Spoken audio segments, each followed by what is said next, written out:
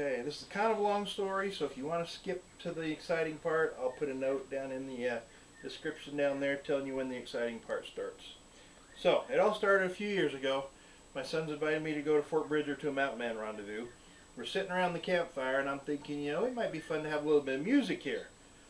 So, the rendezvous usually depict the time frame of somewhere around, the 1700s, mid-1700s, up to about 1840, when the big mountain men era ended, when the fur trade ended. And so I started researching instruments from that time period in the United States. Guitars, they had some English guitars. They didn't have a traditional 6-string guitar like we have today, which I already could play a little bit. So I decided maybe I'd look for a different instrument that I might be able to play, and I thought about the mountain dulcimer. Did a little bit of research and saw one online. Doesn't really fit the time period that well, but there are some other earlier instruments from other countries that are very similar that fit. So anyway, my wife's uncle is quite the woodworker, and he built his own dulcimer out of wood that he processed, some trees that he cut down in his yard, and it just turned out beautifully. He built a beautiful spruce top on it, dark, solid walnut sides. It's an hourglass shape. It's got F-holes in it like a violin. The thing is just beautiful, and it sounds wonderful. And he loaned it to me, and he loaned me a book, and I kind of learned how to play a little bit.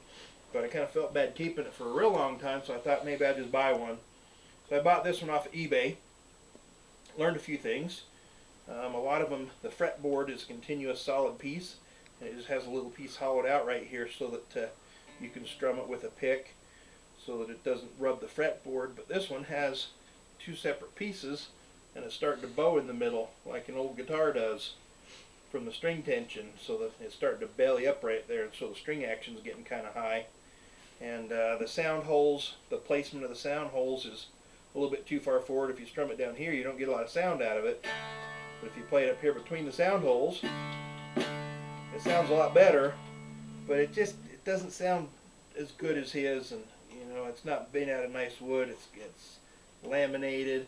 It looks like a factory kit that probably was laser cut or stamped out. Anyway, somebody just built it. It's got a tag in there that I can't read. But anyway,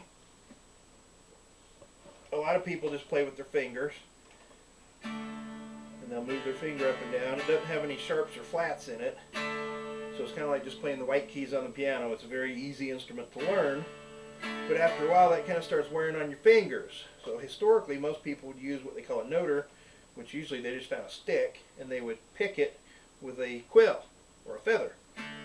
And so I asked my son if he would make me a noter, and he works at a lathe supply store, wood turning supply store, and they happened to be having a competition at the time to build a handle. And so everybody made a handle. Some guys were going to make pizza cutter handles and things like that. And so I asked my son if he'd build me a noter for the dulcimer. So we'll show you some shots of that out in the shed, and then we'll show you how it works when we get done, and I might even try to play a song.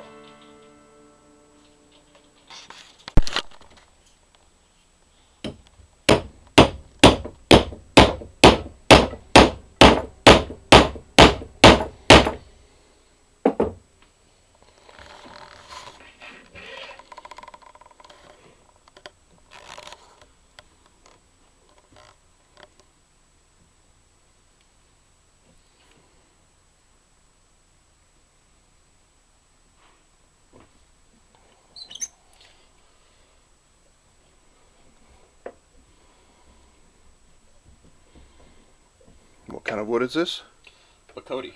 Bakodi wood. Where does that come from? Any idea? Africa. Africa. And it's supposed to be harder than maple? Yep. Cool.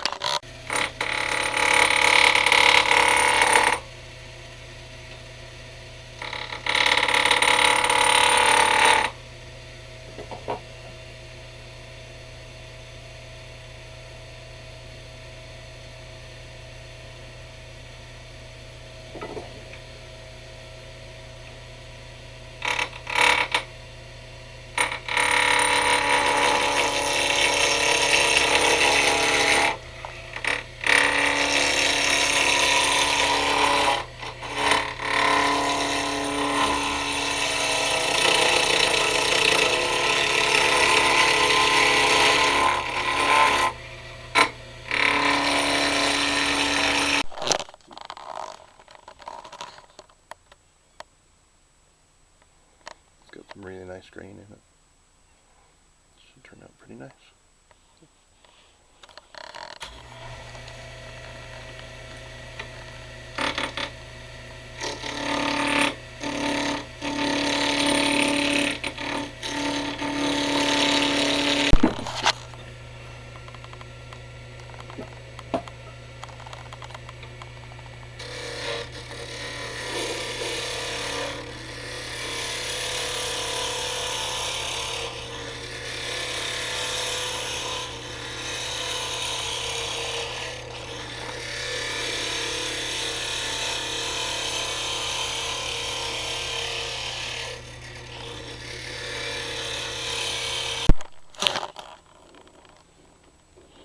Okay, we've got our shape, or we've got our blank mostly round now.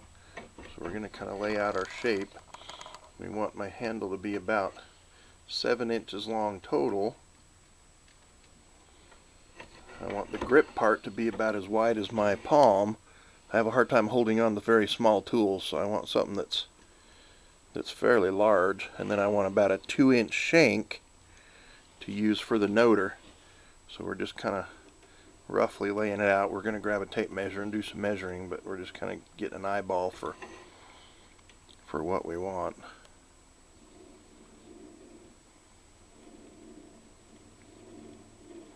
Laying out some lines on it. That's kind of cool. I may decide that I hate it in the future, but most of the noters that I've seen have been just little itty bitty things, only about a 3-inch handle and like 1.5 inch area that they actually note the strings with. But I have kind of big hands. I want something I can get a hold of, and obviously we're going to make this a lot smaller, but I want something I can get a good hold of and then lay my thumb out there to press it on the strings, or lay my finger out there. So we're going to make one that's quite long compared to most I've seen and try that out and see how it feels.